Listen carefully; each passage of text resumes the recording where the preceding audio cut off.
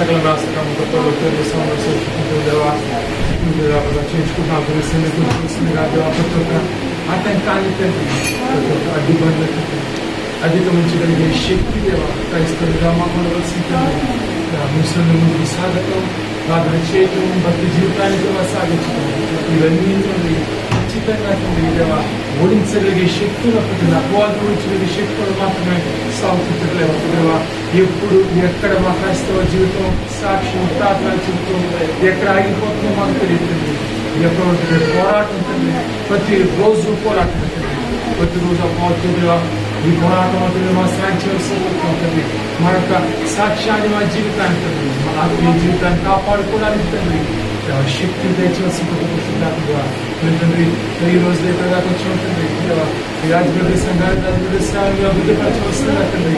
ఈ మాట ప్రకారం వచ్చిన తండ్రి, ఈ నాటుకుని తండ్రి ఈ యొక్క 5 సంవత్సరాల నాడు ప్రతి ఒక్కబడి తండ్రి దీవెనలతో దేవా మీరు చిత్తానుసారాన్ని దిగి తండ్రి దేవా దీనగా తండ్రి కానీ శారీరక మాత్రమే కాదు తండ్రి ఆత్మీయంగా దేవా బలపడి తండ్రి ఫలించడి కొమ్మవలే తండ్రి ప్రతి ఒక్కబడి విధంగా సాధించండి. ఆత్మీయ ఫలాలతో తండ్రి ఫలించడి కొమ్మగా తండ్రి ప్రతి ఒక్కబడి విధంగా తండ్రి అనేక మంది తండ్రి ఈ విధంగా సాధించవలసిందిగా ఇంకా దూరపాతాలకు అవసరం లేకుండా ప్రతి ఒక్కరి సమయానికి వచ్చిందండి. మిషన్లో ముందుకు అందరం కలిసి చూసారు సాక్షి పాఠం ద్వారా వాటి ద్వారా మీ యొక్క నామాలను పచ్చిపోతే పశుద్ధాత్మ ద్వారా తండ్రి ఘనత మహిమ ప్రభావం మీరే పొందుకు వస్తుంది. సముచేత పశుద్ధాత్మ దేవా వేసుకో శుద్ధ నామాలను ఇచ్చిన తండ్రి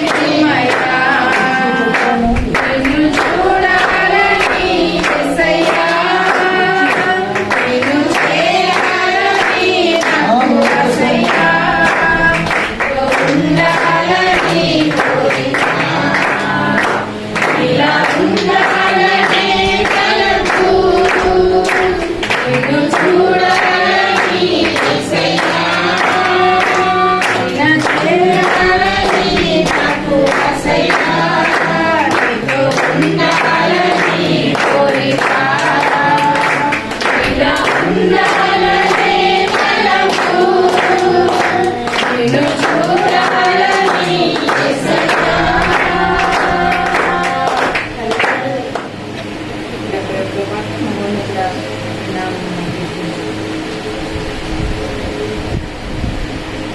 మహోన్నతుడా నీ నామమునే కీర్తించుటయే ఉత్తమము.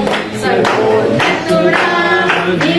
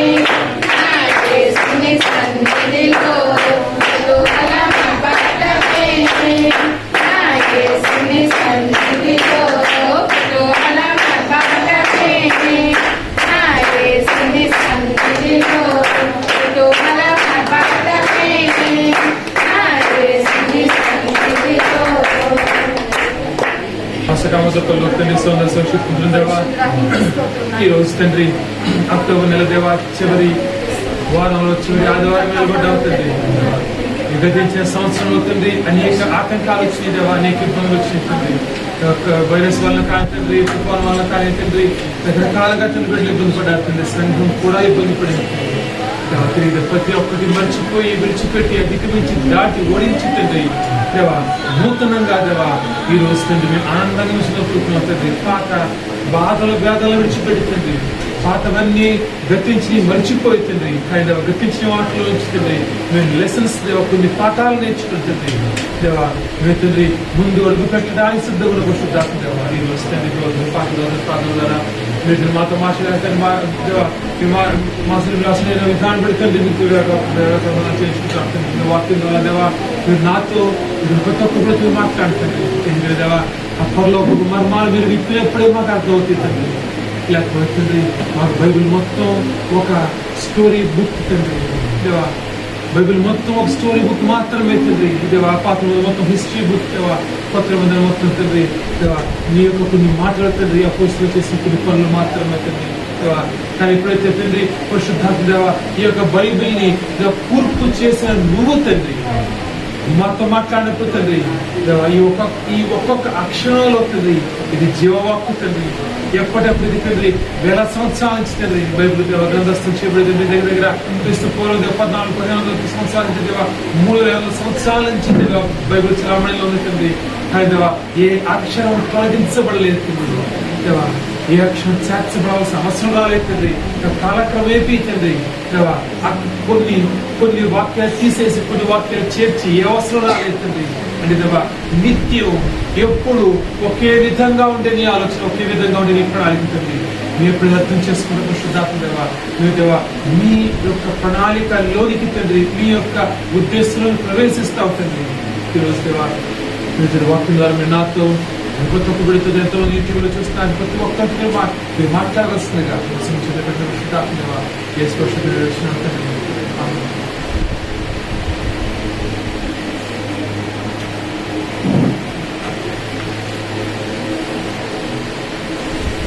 మనం ఈరోజు వాక్యం జాగ్రత్తగా వినండి. ఎందుకంటే నేను సిద్ధాంతాలు చెప్పట్లేదు కానీ జాగ్రత్త వినకపోతే లాస్ట్ కి రాష్ట్ర ఏదో సిద్ధాంతం మార్చేసాడు. జాగ్రత్త వినండి. దేవుని యొక్క దీవెనలు ఎందుకు పొందుకోలేకపోతున్నాం? మొదటిగా కొన్ని దీవుని పక్కన పెడదాం. దేవునితో కలిసి ఎందుకు నడవలేకపోతున్నాం? ఒక వ్యక్తితో ఒక ఎవరితో భార్య భర్త ఎవరైనా కానీ కలిసి జీవించాలి, కలిసి నడవాలంటే కనుక నీకు నీ భార్యకి, నీకు నీ భర్తకి, నీకు నీ స్నేహితులకి మధ్య ఆ యొక్క అండర్స్టాండింగ్ ఏర్పడాలి. లేకపోతే కనుక ఇద్దరు వ్యక్తులు ఒక దగ్గర జీవించాలంటే కనుక ఖచ్చితంగా ఇద్దరి యొక్క ఆలోచనలు కలవకపోతే కనుక కలిసి జీవించడం కష్టం. సరే, మరి దేవునితో మనం ఎందుకు సహవాసం చేయలేకపోతున్నాం? దేవుని యొక్క ఉద్దేశాన్ని అర్థం చేసుకోలేక ఆలోచిద్దాం. ఈరోజు ఈజీ మాట నుంచి నేను మొదలుపెట్టి లోతైన మాటలు వెళ్దాం. మనం మొదట దేవుని యొక్క ఉద్దేశాన్ని దేవునితో సహవాసం చేయలేకపోతున్నాం అంటే కనుక దేవుని ఉద్దేశం అర్థం చేసుకోలేకపోతే అనుకుంటున్నాం మనం. అయితే దేవుడు మన నుంచి మనకి సాయం చేసి సిద్ధం ఉన్నాడు, కానీ మన నుంచి ఎటువంటి ప్రవర్తన ఆయన కోరుకుంటున్నాడు, ఎటువంటి ఆలోచన విధానం కోరుకుంటున్నాడు. ఒక చిన్న ఉదాహరణపై ముందుకు వెళ్తాను. జార్జ్ వాషింగ్టన్ కార్వర్ అని ఒక ఆయన యొక్క కథని నేను వివరించి ఆ తర్వాత వాక్యంలో లోతుకు వెళదాం మనం. జార్జ్ వాషింగ్టన్ కార్వర్ అనే వ్యక్తి 1860 ప్రాంతంలో జన్మించాడు. ఎందుకంటే 60 ప్రాంతం అంటే కనుక ఆయన ఎప్పుడు ఎక్కడ ఎవరికి జన్మించాడు ఎవరికి తెలియదు. అంటే ఆయన పుట్టిన రోజు ఆయన తెలియదు, ఆయన తల్లిదండ్రులు ఆయన తెలియదు. ఆయన ఒక నీగ్రో జాతి చెందినటువంటి అమెరికాలో నీగ్రో జాతి చెందినటువంటి ఒక తల్లిదండ్రులు పుట్టాడు. ఒక బానిసగా తల్లిదండ్రులు అమ్మేయబడినప్పుడు ఆ గొడవల్లో తల్లి చనిపోయిన తర్వాత ఆ చిన్న బిడ్డని ఒక అమెరికా వైట్స్ ఇద్దరు అతన్ని గతంలో కాదు తీసుకుంటారు. అంటే అతను పుట్టినది లేకపోతే కనుక ఎక్కడ పుట్టాడు, ఎవరికి పుట్టాడు ఆయనకి తెలియదు. ఆ చిన్ని వయసులో 3-4 సంవత్సరాల వయసులో ఆ తల్లి చనిపోయి ఆ రోడ్డు మీద ఉన్నటువంటి ఆ చిన్న బాలుడిని ఇద్దరు తీసుకుంటారు. తల్లిదండ్రులు ఇద్దరు భార్య భర్తలు తీసుకుంటారు. వాళ్ళ పేరు కార్వర్. వాళ్ళ నుంచి అతను ముందు అసలు ఆయన పేరు ఎవరికి తెలియదు. జార్జ్ వాషింగ్టన్ అని పేరు పెట్టి ఆ ఇంటి పేరు కార్వర్ గా ఆయనకి ఇచ్చి జార్జ్ వాషింగ్టన్ కార్వర్ అని ఆయన పేరు పెట్టడం జరిగింది. కానీ అతను ఉన్నటువంటి ఆసక్తిని బట్టి చదువుకోవటానికి అవకాశం కల్పించారు. అంటే బానిసగా కాకుండా ఇంట్లో ఒక కుమారుడిగా, బానిసగా కాకుండా ఇంట్లో ఉండటానికి అవకాశం అన్ని విధాలుగా అన్ని ఫెసిలిటీస్ ఆ చిన్నబిడ్డకి ఇచ్చారు. అయితే అప్పట్లో నేను చెప్పేది దగ్గర 160-170 సంవత్సరాల క్రితం, అంత ఎక్కువ లేవు. అయితే స్కూల్ వెళ్ళటం తక్కువే, కానీ అతనికి ఇంట్రెస్ట్ తో కొంచెం చదువు నేర్చుకున్న తర్వాత అతను ప్రతిరోజు ఎక్కువ ఆ ఓపెన్ గ్రౌండ్ అంటే ఆ పచ్చిక బయలులో కూర్చుని బైబిల్ చదివాడు. పచ్చిక బయలులో కూర్చుని బైబిల్ చదువుతున్నప్పుడు ఆ బైబిల్లో నుంచి ఆయనకి కొన్ని ఆలోచనలు వచ్చినాయి. ఏదైనా గార్డెన్ అంటే ఆ దేవుడు సృష్టించినటువంటి ఏదైనా తోటని ఆయన చదువుతున్నప్పుడు, ఏదైనా తోట గురించి ఇంట్రెస్ట్ కలిగినప్పుడు, ఏదైనా తోట గురించి రకరకాలుగా ఆయన సపోర్ట్ బుక్స్ చదివాడు. ఆయన ఏదైనా తోట అంత సస్యశ్యామం ఉండడానికి కారణం ఏంటి? ఏదైనా తోటలో ఎటువంటి లేమి లేకపోవడం గల కారణం ఏంటి? ఏదైనా తోటలో స్పెషాలిటీ ఈ రోజు అప్పుడు అమెరికా మాత్రమే కాదు, గ్రీన్ రెవల్యూషన్ ముందు, ఎవరైనా హిస్టరీ తెలిస్తే కనుక గ్రీన్ రెవల్యూషన్ ముందు అంటే అప్పట్లో ఆ పంటలు సరిగ్గా లేక ఆహారం కొరతతో ఉన్నటువంటి ఆ రోజు ప్రపంచ వ్యాప్తంగా ఇంత ఇబ్బందికి కారణం ఏంటి? అతను ఆ చదువులో నెక్స్ట్ అతను రీసెర్చ్ లో మొదటి అడుగు ఆ సైన్స్ లో ఈ మొక్కల గురించి చదవటానికి అతనికి కలిగినటువంటి ప్రేరేపణ ఆ యొక్క ఏదైనా తోటలో లేని ఇవి మనకెందుకు వస్తుంది? ఏదైనా తోటని దేవుడు ఎలా సృష్టించాడు, ఆయన ఉద్దేశం ఏంటి? ఆ బైబిల్లో నుంచి ఆ ఇన్స్పిరేషన్ తో ఆయన ఆ మొక్కల మీద రీసెర్చ్ మొదలు పెట్టాడు. తర్వాత కాలంలో ప్రపంచవ్యాప్తంగా గ్రీన్ రెవల్యూషన్ కి ఆయన ఒకానొక మెట్టు వేయగలిగాడు. అదేంటంటే కనుక ఆయన విత్తనాల యొక్క జన్యు మార్పిడి, అంటే విత్తనాలని జన్యు మార్పిడి చేసి ఎక్కువ ప్రొడక్షన్ ఇచ్చే ఆ విత్తనాలు తయారు చేయడం, గోధుమలు కానీ రకరకాల తయారు చేశాడు. ఇంక్ తయారు చేసిన ఆయనే. అందుకని ముఖ్యంగా ఆయన 160 దగ్గర పేటెంట్స్, పేటెంట్ అంటే ఒకటి కనుగొన్నప్పుడు దాన్ని రికార్డ్ చేసిన పేటెంట్ అంటే ప్రపంచవ్యాప్తంగా మొట్టమొదటి అతనే కలుగుతున్నాడు అనే పేటెంట్స్ దగ్గర 160 ఉన్నాయట. అందుకన్నా ఫేమస్ ఆయన. ఇప్పుడు మనం తినే వేరుశనగపప్పు ఆయన యొక్క సృష్టి. అంటే సృష్టికి ప్రతి సృష్టి అంటే దాని ఉద్దేశం ఏంటంటే కనుక మనిషి జీవించడానికి కావాల్సిన ఆ సైన్స్ ప్రకారం ఆయన ఎన్నో మార్పులు చేశాడు. దాని అంతటికి ఆయన ప్రేరేపణ బైబిల్లో నుంచి అంటే మనం నమ్మగలమా? మనం చదివిన బైబిల్, ఆయన చదివిన బైబిల్. కానీ ఆయన చదివినప్పుడు ఆయన సైన్స్ అంత అభివృద్ధి చెందలేదు. కానీ ఆయన బైబిల్ చదివినప్పుడు బైబిల్లో నుంచి ఆయన కొన్ని పాఠాలు, బైబిల్లో నుంచి ఆయన కొన్ని ప్రేరేపణలు, బైబిల్లో నుంచి ఆయన కొన్ని నడవటానికి కావాల్సినటువంటి ఆ స్ఫూర్తి దొరికింది. మనకెందుకు దొరకట్లేదు? బైబిల్ చదువుతున్నాం, మనం చదివిన దానికి ఆయన చదివిన దానికి, మనం బైబిల్ వింటున్న దానికి ఆయన వింటున్న దానికి మధ్య వ్యత్యాసం ఎలా వస్తుంది ఆలోచిద్దాం. ఇప్పుడు మీరు గానుగా చూసేప్పుడున్నా మా పిల్లలు చూస్తుండలేదు తెలియదు, పెద్దలు చూస్తుంది. గానుగా చూస్తుంటే కనుక ఎలా ఉంటుంది? మధ్యలో పప్పు వేసి చుట్టూ ఎద్దు నడవటానికి దారి ఉంటుంది, మధ్యలో అది రోల్ అవుతుంటుంది, రోల్ లాగా. అయితే గానుగెద్దు అంటారు. గానుగెద్దు ఎందుకు ఉపయోగిస్తాం? ఆ సామెత గానుగెద్దు అంటే అక్కడ తీసేసినా కూడా అది గిరగా తిరుగుతుందంట. అంటే ఏంటి? దాని ప్రపంచం అంతే. దాని ప్రపంచం కేవలం గిరగా తిరగడం వరకు ఇంక ముందుకెళ్ళి ఆలోచన లేదు. మనం తెలుసుకు వస్తున్నాం, కానీ బైబిల్ చదువుతున్నాం, చాలా జాగ్రత్తగా చదువుతున్నాం, వింటున్నాం, అంతా బాగుంది. కానీ ఆ గాలిని తిరిగినట్టుగా అక్కడే తిరుగుతున్నాం. కానీ దేవుని ఉద్దేశం, ఆయన ఏ విధంగా ఆయన నిన్ను దీవించదలుచున్నాడు, ఆయనతో నువ్వు అనుసంధానం కాలేకపోతున్నావు, ఆయన ఉద్దేశాల్లో వెళ్ళలేకపోతున్నావు. కానీ ఎప్పటికీ ఏడుస్తున్నావు. ఆయన సాయం చేయట్లేదు. కానీ ఆ గాలిలాగా అక్కడి నుంచి ఆ బంధకాలను ఆయన తెంచినా కానీ, ఆ బంధకం పోయినా కానీ అక్కడే తిరుగుతున్నాం. లోక బంధకాల నుంచి ఆయన మనం విముక్తి చేశాడు. ఆయన క్రీస్తు రక్తంతో మనం నిలబెట్టి కొన్నాడు, సాతాను నుంచి మనం నిలబెట్టి కొన్నాడు. అయినా కానీ అక్కడే ఉన్నాం మనం. అయినా కానీ సాతాను కాడి కింద ఇక్కడ నలిగిపోతున్నాం. ఆ కాడిని ఆయన వెలగొట్టినా కానీ అదే అప్పులు, అదే సమస్యలు, అదే అనారోగ్యం, అదే ఇబ్బందులు ఇంకా మనతో ఉన్నాయంటే కారణం ఏంటి? అర్థం కావట్లేదు మనకి. ఆయన మనకి ఇవ్వాలనుకుంటున్నాడు? ఆయన మనకి ఏమి ఇస్తున్నాడు, ఆ ఇచ్చింది తీసుకునే స్థితి, ఆ గాలిగద్ద పరిస్థితి అంటే ఆ బావుల కప్ప అంటే బయట ప్రపంచం, బయట ఆయన యొక్క దీవులు, ఆయన ఉద్దేశాలు, ఆయన ప్రణాళికలు మనం అర్థం చేసుకోలేకపోవడం వలన ఆయనతో కలిసి జీవించలేకపోతున్నాం. ఒకనొక రోజు విసిగిపోయి ఆయనకి దూరం అయిపోతున్నాం. కారణం మనం ఆయన ఎలా దీవించాలనుకుంటున్నాడు అనే ఐడియా మనకి లేదు. ఆయన ఎంతగా దీవించగలడు అని మనకి ఆ ఊహ లేదు. అయితే ముఖ్యంగా ఆయన మరణించి, ఈరోజు ముఖ్యమైన టాపిక్ మరణించి ఆయన ఏం కోరుకుంటున్నాడు, రెండు భక్తులు కోరుకుంటున్నాడు, ఒక డిఫరెంట్ భక్తి. చాలా జాగ్రత్తగా వినండి ఈ మాట. ఆయన మరణించుకోలేదు ఆ గాలిగద్దలాగా తిరుగుతూ హెచ్చుకెళ్ళి వెళ్ళిపోయి వచ్చేసాం. ఒక ఎంప్లాయీ కనుక ఉద్యోగం ఎట్టం రావటం, అతని జీవితంలో వెరైటీ ఉండదండి. ఉద్యోగస్తులు వెరైటీగా చేసేదే ఉందా? వ్యాపారస్తులు చేసే ఉద్యోగస్తులు ఎంత రెడీ చేసినా అక్కడ పెద్దగా ఏ డిఫరెన్స్ నేను కాంపిటీషన్ చేస్తే పెద్ద డిఫరెన్స్ ఉండదు. కానీ అదే విధంగా మనం కూడా చేసిన వెళ్తున్నాం వస్తున్నాం అంతే. మన జీవితం అక్కడతో ప్రార్థన అన్ని అయిపోతున్నాయి. కానీ ఆయన నుంచి కోరుకునేది అలా గాలిగద్ద జీవితం కాదు, గాలిగద్ద భక్తి కాదు. ఆయన నుంచి కోరుకునేది ఒక వైవిధ్యమైన భక్తి. అది ఎటువంటిదంటే కనుక ఇంతకు ముందు ఎవరు చేయని భక్తి నువ్వు ఆయనకి చేసి చూపించగలిగితే, అదే పాస్టర్ గారు బైబిల్లో చేయడం తప్ప, బైబిల్ పాటించడం తప్ప, బైబిల్ దాటి మనం ఎలా చేస్తాం? బైబిల్ చూస్తున్నాను అందరూ అదే. మనం బైబిల్ని దాటి మన భక్తి ఎలా ఉంటుంది? దేవస్థానికి వచ్చిన కొత్తలో మా సాక్ష్యం విన్నప్పుడు చాలా మంది అడిగారు, బైబిల్ ఎక్కడ ఉంది, బైబిల్ ఎక్కడ ఉంది? ఈ డిఫరెన్స్ చూస్తే మనకు అర్థమవుతుంది. మనకి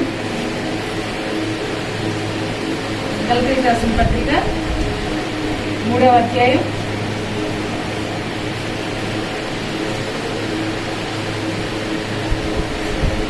24. గలతీ 3:24. కాబట్టి మనం విశ్వాస మూలమున నీతిమంతులను తీర్చబడినట్లు క్రీస్తునొద్దకు మనల్ని నడిపించుటకు ధర్మశాస్త్రం మనకు బాలశిక్షకుడు ఆయన.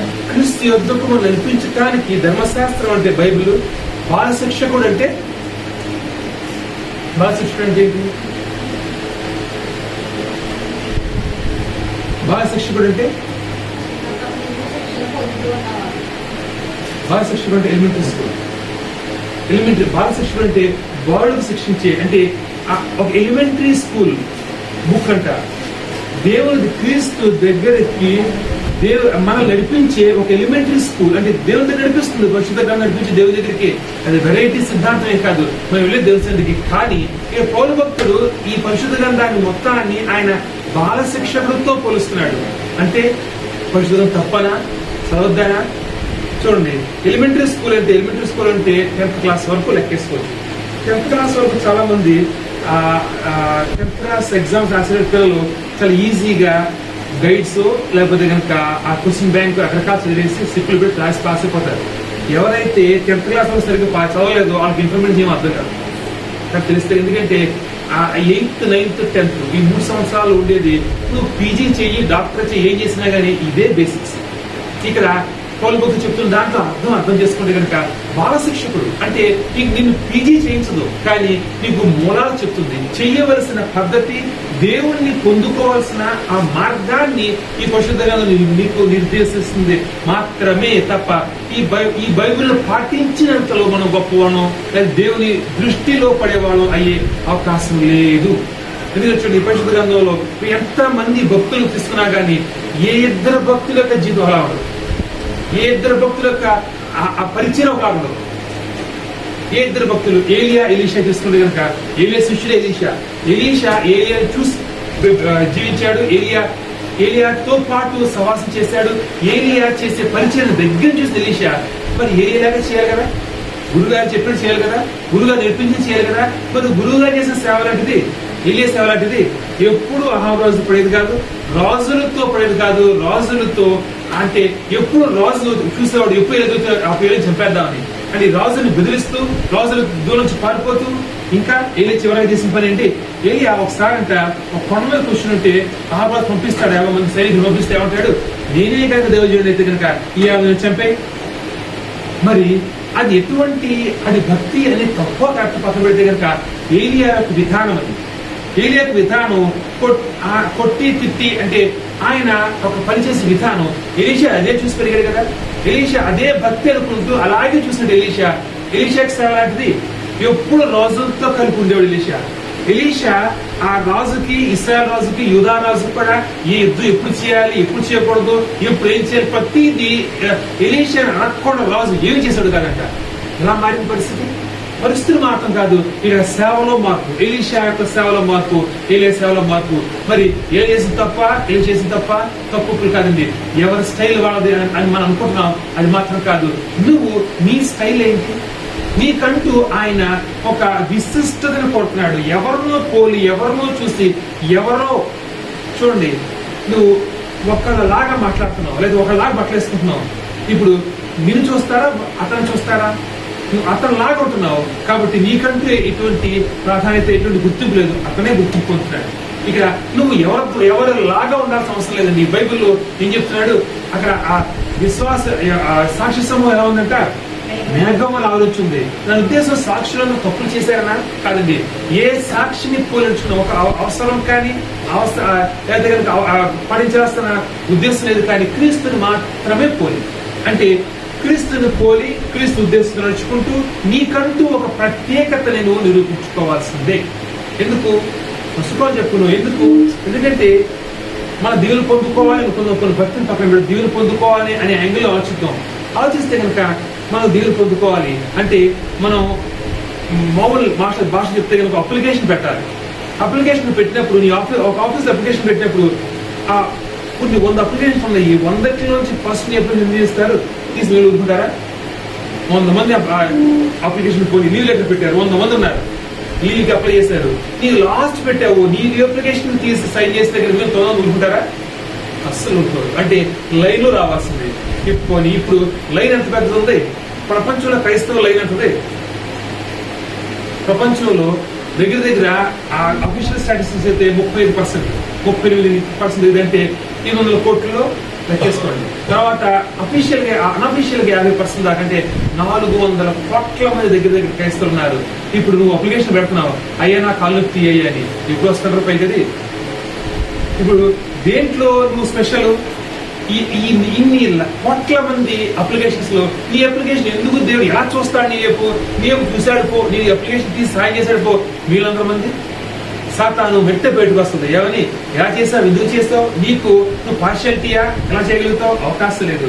నువ్వు ప్రాధాన్యత, నీకు కావాలంటే కనుక ప్రత్యేకతను చూపించుకోవాల్సిందే. ప్రత్యేకత ఎలా? ప్రత్యేకత నువ్వు భక్తి చేస్తున్నావు, ప్రార్థన చేస్తున్నావు, చర్చికి వెళ్తా వస్తా 400 కోట్ల చర్చికి వెళ్తాను వస్తున్నారు జరుగుతున్నాడు. 400 కోట్ల వెళ్తున్నా చర్చికయ్యా, నువ్వు వారం ఒకసారి వెళ్తే వారు 4 వెళ్తున్నారు. డిఫరెన్స్ ఏంటి? A difference చూపించగలవు? నువ్వు నీ భక్తి జీవితంలో ఖచ్చితంగా ఒక ప్రాధాన్యతను కోరుకుంటున్నావు. నీ జీవితంలో అనేక మంది కన్నా నువ్వు మొదటి దించుకోవాలని, అనేక మంది కన్నా మొదట దేవుడు నీతో మాట్లాడాలని, అనేక మందిని పక్కన పెట్టి మొదటి దేవుడు నువ్వు పట్టుకోవాలని కోరుకుంటున్నావు. అనేక మంది కన్నా నీ భక్తులు వ్యత్యాసం, వైవిధ్యం ఏది? వైవిధ్యత లేకుండా నేను ప్రాణం చేస్తున్నాను కాబట్టి రోజంతా ప్రాణం చేస్తున్నాను, రోజు 4 గంటలు ప్రాణం చేస్తున్నాను, లేదా 40 రోజులు ప్రాణం చేస్తున్నాను. నీకన్నా ప్రాణం చేసేవాళ్ళు 3 మంది ఉన్నారు. కాళ్ళకి అవకాశం లేదండి. నీకన్నా ప్రాణం చేసేవాళ్ళు 3 మంది ఉన్నారు. ఏ రకంగా నువ్వు ఆయన యొక్క దృష్టిలో నువ్వు ముందుకు వెళ్ళగలుగుతావు? ప్రాధాన్యత కావాలి అంటే నువ్వు ఖచ్చితంగా నీలో వైవిధ్యత కావాల్సిందే. కొంచెం ఇంకొక టాపిక్ ఆలోచిద్దాం. ఇదే పాయింట్ సపోర్ట్ చేసి ఇంకో పాయింట్ చెప్తాను నేను. ఎందుకంటే కనుక బైబిల్ను దాటి క్రైస్తవం మాట్లాడుతున్నాను. బైబిల్ను దాటి నువ్వు పని చేయాల్సిందే. నీ పనిలో వ్యత్యాసం ఉండాలి, నీ యొక్క భక్తుల వ్యత్యాసం ఉండాలి, నువ్వు చెప్పే సాక్షుల వ్యత్యాసం ఉండాలి. దేవుని యొక్క దృష్టి నీకు రావాలంటే కనుక దేవుని యొక్క ఆ పరిశుద్ధ గ్రంథంలో ఉంటే ప్రతి ఒక్క భక్తుని దాటి నీదంటూ ఒక ముద్ర నువ్వు వేసుకోకపోతే కనుక దేవుని గురించి అవకాశం లేదు. ఎందుకంటే చూడదాం, పగ్గోరు తీసుకున్నాము. మత్తయి సువార్త 21వ అధ్యాయం 21వ. మీరు విశ్వాసము కలిగి సందేహపడకుండిన ఎడల ఈ అంజూరపు చెట్టును జరిగిన దాన్ని నీవు మాత్రము కాదు, ఈ కొండను చూచి నీవు ఎత్తబడి సముద్రంలో పడవేయకూడదు గాకని చెప్పిన ఎడల అలాగూ జరుగునని మీతో నిశ్చయంగా చెప్పుచున్నాను. ఒక మాట, కొత్త మాటలో మర్మం దాగి ఉంటుంది. యేసుక్రీస్తు ఏమంటున్నాడు? నువ్వు నమ్మి నమ్మకంతో ఈ కొండని ఇక్కడి నుంచి వెళ్ళి సముద్రంలో పడిపోమని పడిపోతున్నాడు.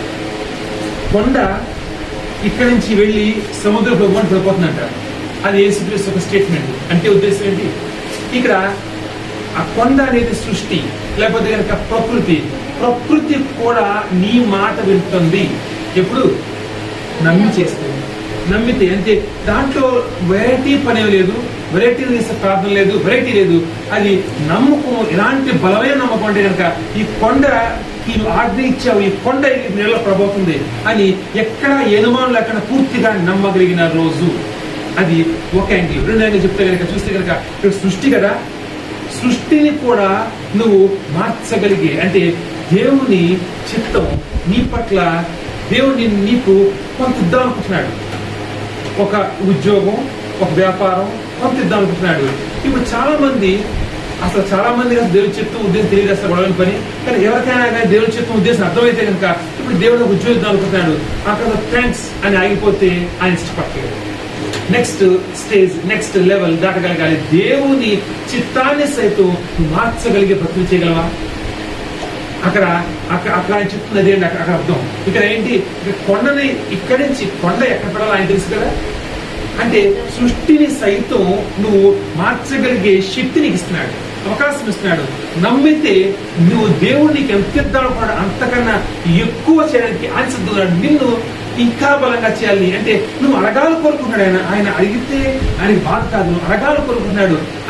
అంత నమ్మకం. సృష్టిని సైతం దేవుని యొక్క చిత్తాన్ని సైతం మార్చగలిగే అంత బలమైన ప్రార్థన నువ్వు చేయగలిగితే, ఎర్ర సముద్రం 2 పాయలుగా చీలిపోయిందంట. ఎలా విడిపోతుంది?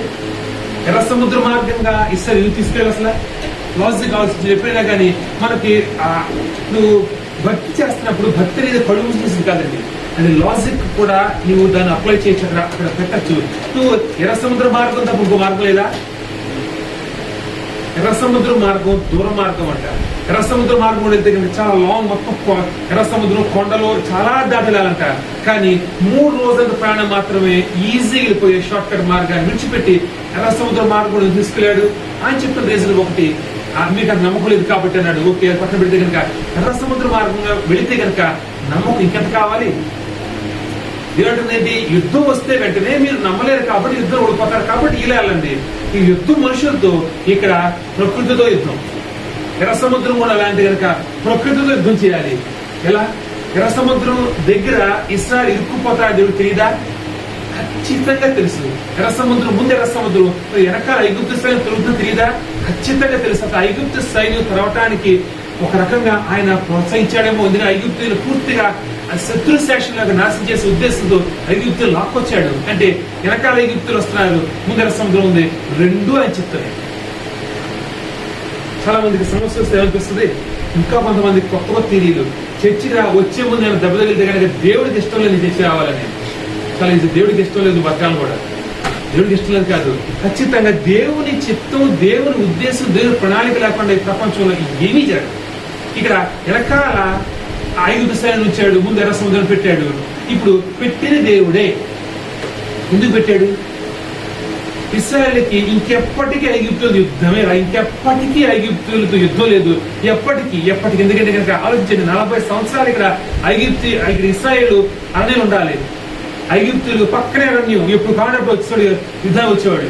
పరిస్థితి ఇశ్రాయేల్ పరిస్థితి మాటిమాటి యుద్ధాలు తట్టుకోలేదు కాబట్టి ఇశ్రాయేల్ ఆ 40 సంవత్సరాలు ఉండాలి కాబట్టి, వాళ్ళు ఆ యుద్ధాలు దొరకలేదు కాబట్టి ఐగుప్తులను సమూల శత్రు శాసన నాశనం చేయాలి.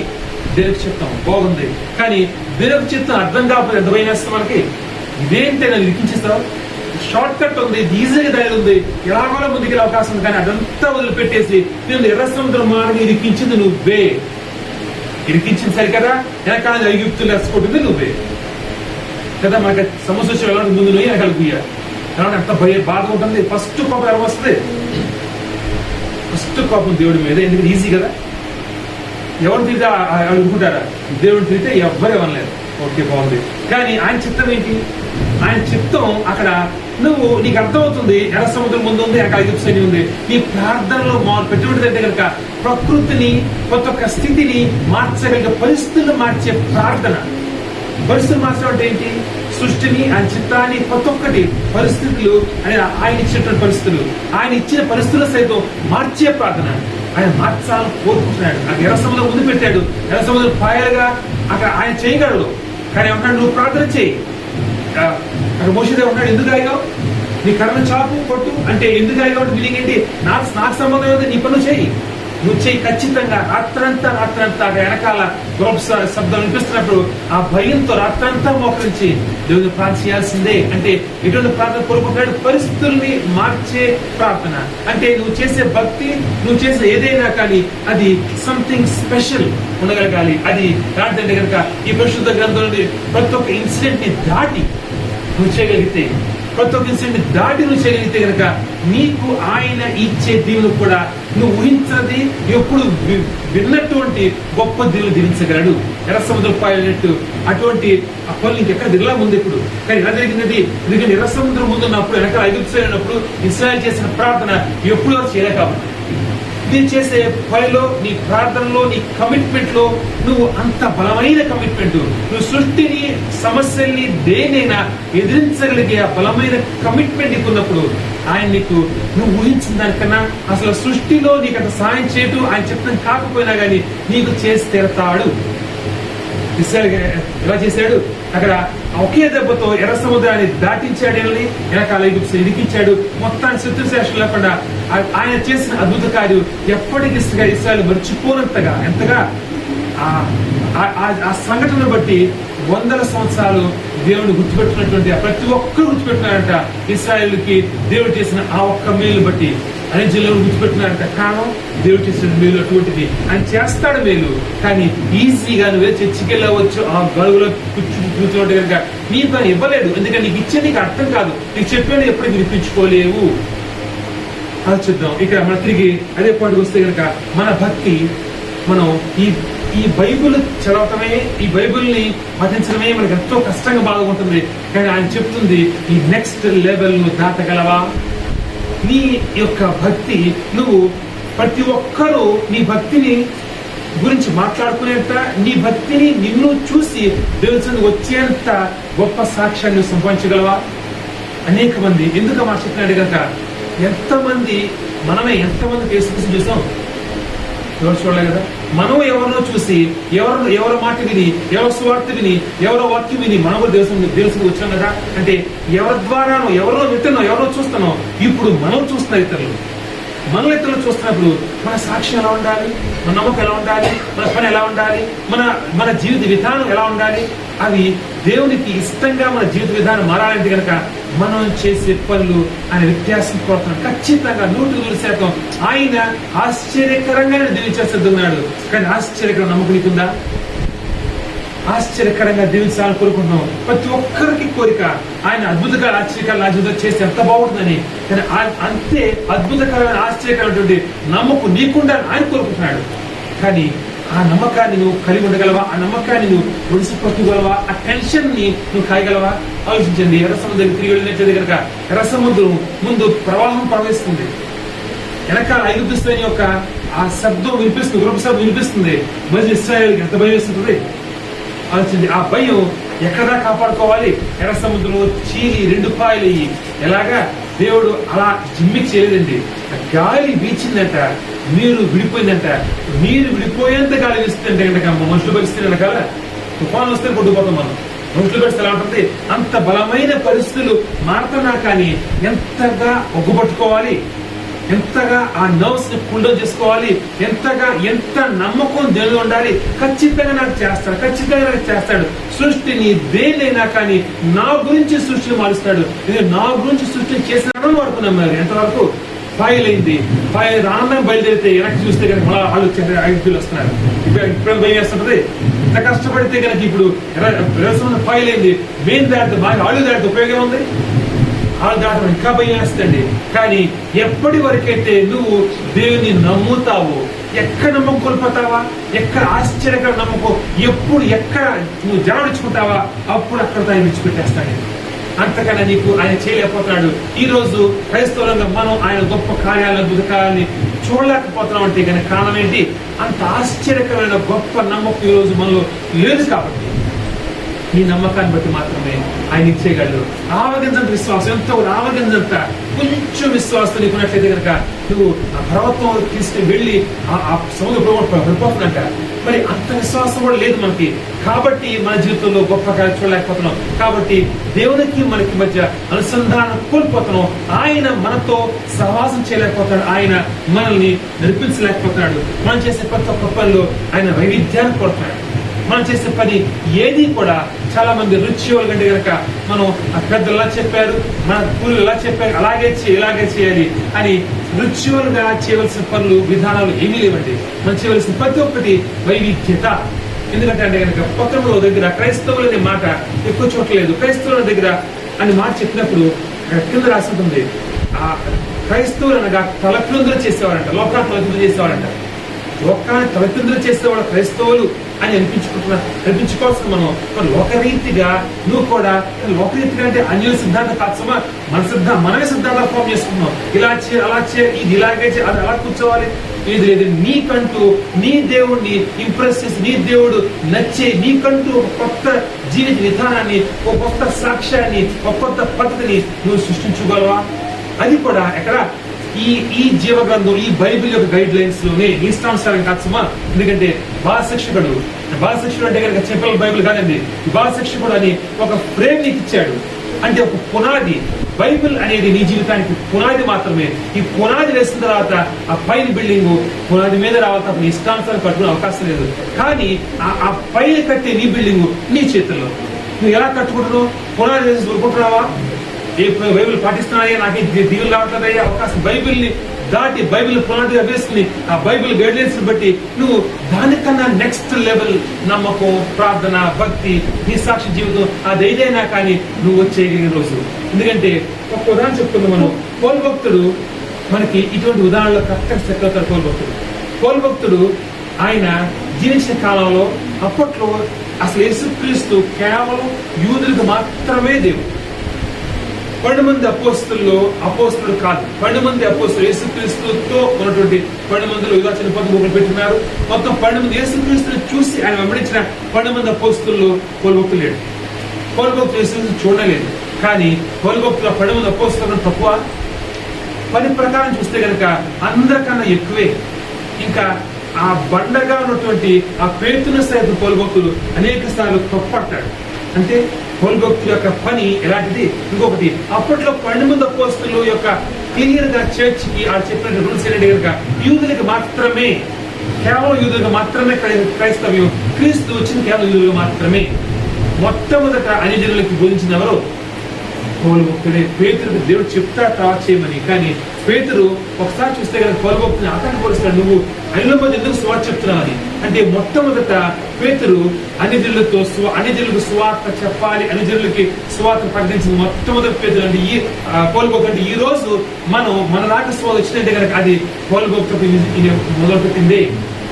అంటే పౌలు భక్తుడు చేసిన ప్రతి ఒక్క దాంట్లో మొత్తం మాట్లాడే ప్రతి ఒక్క మాటలో వైవిధ్యత ఉంది. అది ఇంతకుముందు పొలబోతు అంటాడు, నాకు ఎవరు నేర్పించలేదు, నేను ఎక్కడ ట్రైనింగ్ పొందుకోలేదు, నాకు ఏ అపోస్తుడు నాకు కావలేదు. అంటే ఆ మాటకు అర్థం ఏంటి? పరిశుద్ధాత్మ దేవుడు ఇక పౌలు భక్తుడికి పరిశుద్ధాత్ముడు నేర్పించాడు అని ఆయన ఉద్దేశం. అది ట్రైన్ డైరెక్ట్ గా దేవుని దగ్గర నుంచి మాత్రం పొందుకున్నాను. నేను చేసే ప్రతి ఒక్క పనులు వైవిధ్యత ఉంటుంది.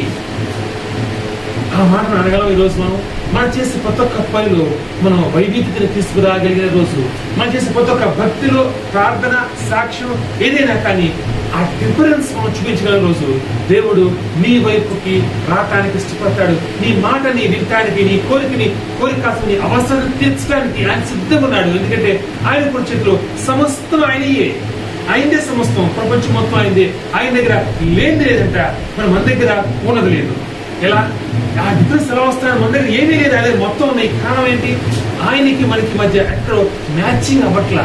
ఆ మ్యాచింగ్ ఎందుకు అవ్వట్లేదు? నువ్వు ఆ గానుగులకు అక్కడే తిరుగుతున్నావు, వెళ్తున్నావు, తెచ్చుకొస్తున్నావు, ఆ బైబిల్ చదువుతున్నావు, అదే పాటించడం, అదే చేయలేకపోతున్నావు. కానీ నిలిచవలసింది దాన్ని దాటి నువ్వు భక్తి చేయగల రోజు, దాన్ని ఆ బైబిల్ అర్థం చేసుకుని దానిని మించి భక్తి చేస్తున్న రోజు. ఎందుకంటే కనుక విశాఖపట్నంలో చాలా మంది ప్రశ్నించిన ప్రశ్న, స్కూల్కి వెళ్ళకపోతే పిల్లల భవిష్యత్తు ఏంటి? ఒక్కటే అనేక నిధులు వెళ్ళకూడదు. నీ పని ఎలా ఉండాలంటే కనుక అది అందరిలాగా నీ పని, అందరి క్రైస్తవులాగా నీ పని, ఇతరులను పోలి కాదు నీ పని. నీ పనిలో నువ్వు ఒక వైవిధ్యం చూపించాల్సింది. అది కూడా దేవుని నమ్మి ఖచ్చితంగా నాకు ఈ పని దేవుడు చేస్తాడు, నమ్ముడి నమ్మ సమస్తం సాధ్యం అని ఆ మాట నువ్వు నమ్మలేని రోజు, నువ్వు ఆవగించ విశ్వాసం అంటే కనుక ఆ పర్వతాన్ని సైతం పొమ్మన్నప్పుడు, అంటే సృష్టిని సైతం మార్చగలను అని నమ్ముకునేప్పుడు, మరి ఈ నమ్మకంలో నీ పనిలో నీ యొక్క ప్రార్థనలో సాక్ష్యంలో భక్తిలో ఆ వ్యత్యాసం ఎందుకు రావట్లేదు? వెళ్తున్నాం వస్తున్నాం, వాక్యం విన్నప్పుడు కొంచెం బాగుండొచ్చు బాగోపోవచ్చు, అదంతే. తర్వాత దాని మీద మర్చిపోదాం, ఆలోచించే టైం లేదు మనకి. కానీ మరి ఆ వైవిధ్యత ఎలా తీసుకొస్తాం? ఒకసారి కోల్పోతే చేసిన ఒక సంగతి చూసుకున్నాం మనం.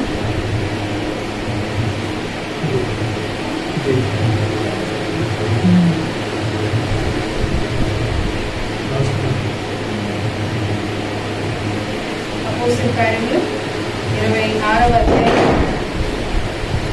27 నుండి 29 వచనాలు. అపోస్తలుల కార్యములు 26, 27. అగ్రిప్ప రాజా, తమరు ప్రవక్తలను నమ్ముచున్నారని నేను ఎరుగుదును.